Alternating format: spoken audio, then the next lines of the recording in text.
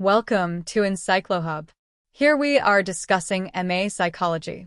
Questions. Before starting this, I want to share something. We provide all type of question solution in PDF and handwritten. Also, if you need answers of any type of subject or course, you can contact us on our WhatsApp number 900-936-8238. Now question.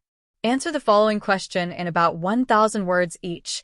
15 times 3 is equal to 45 marks. 9. Ex post facto research. 10. Steps of evaluating data in qualitative research. 11. Discourse analysis. 12. Strengths and weaknesses of field experiment. 13. Types of constructs. 14. Causal comparative research design. 15. Objectivity safeguards.